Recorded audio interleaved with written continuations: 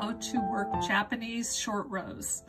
That's what I've done on the swatch, the body of the swatch in white, and then the short rows in blue. As you can see, you don't see any gaps.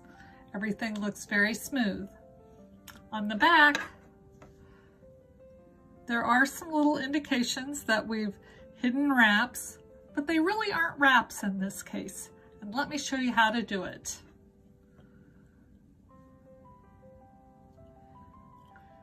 To work our Japanese short rows, I've got this white swatch, but I'm going to work the Japanese short rows in blue. We will need some locking stitch markers, and we're going to be doing 3 Japanese short rows, 3 on each side. And so we've got the red for the knit side and the blue for the purl side. So we work to our turning point, and then we're going to turn our work. We will slip the last stitch from the left needle to the right needle, and then we're going to take our first locking stitch marker and we're going to just lock it on the piece of yarn. We don't want to go through, just lock it on the piece of yarn, and we're going to hold it snug up against the stitch that we just slipped. And then we'll work back to our next turning point. Just pull that down there. Kind of keep it out of the way.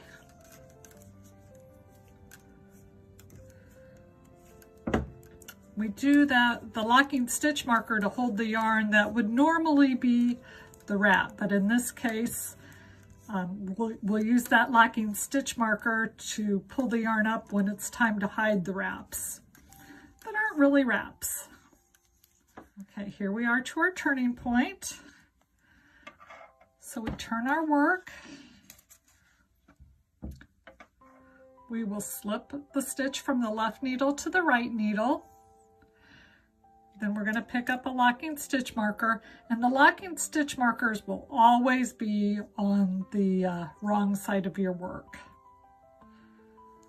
So hold that there, and we'll just go back the other direction to make our next turn.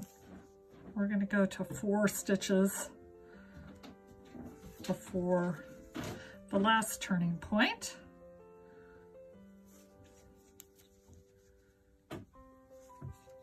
Okay, and we'll count the stitch that was turned. So we've got 1, 2, 3, 4.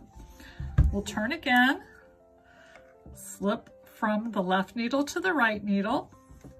We'll get one of our red locking stitch markers, clip that on,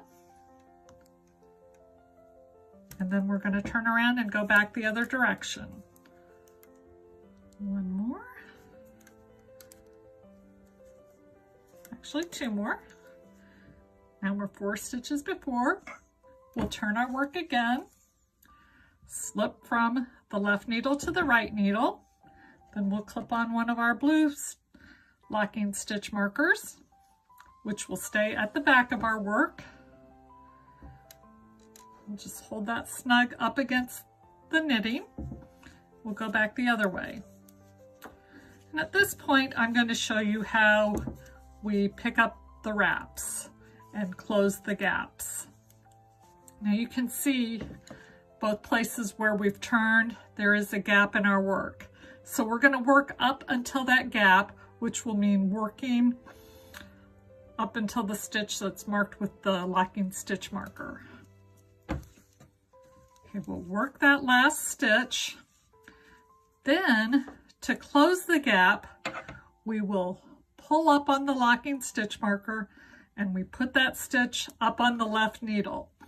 Now we want to make sure that it's oriented so that the front leg of the stitch is closer to the end of the needle. Now we'll knit that stitch together. We'll do a knit 2 together, the lifted stitch with the next stitch on the needle. And that will close the gap.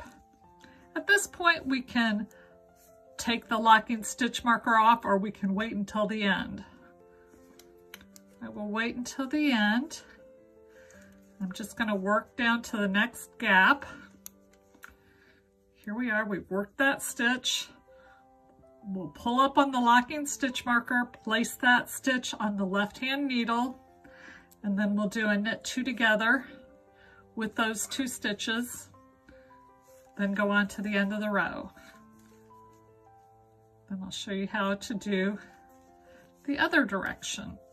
And it's basically the same way, but there's a little bit of a difference because we have to change the order of the stitches. Okay, here we are working on the wrong side of our fabric, coming up to the gaps. And if we pull our knitting apart like this, we see where those gaps are. Here's the first locking stitch marker, and then the corresponding gap, and then the second locking stitch marker and the corresponding gap. So we'll work these last 3 stitches.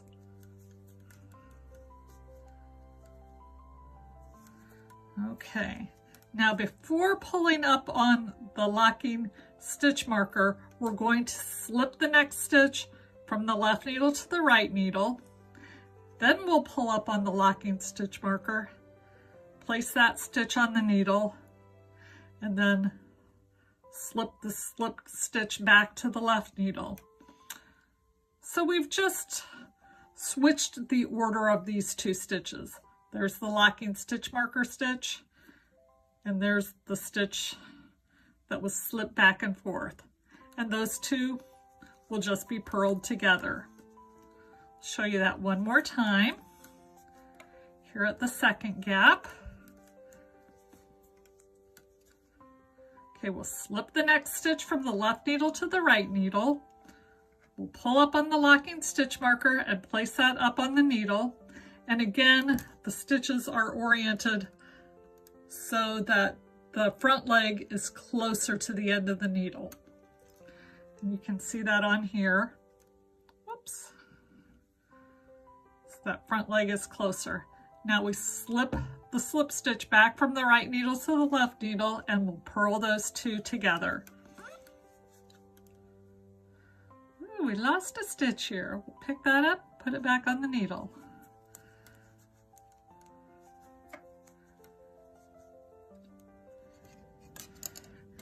We look at that from the front. And things look great, no gaps. Nothing looking funny at all. On the back, we can see we've still got the locking stitch markers there. And you can see each point of the turn. You can see it a little more on the back, but it's the right side of the fabric that we're concerned about in this case. That's how we work Japanese short rows.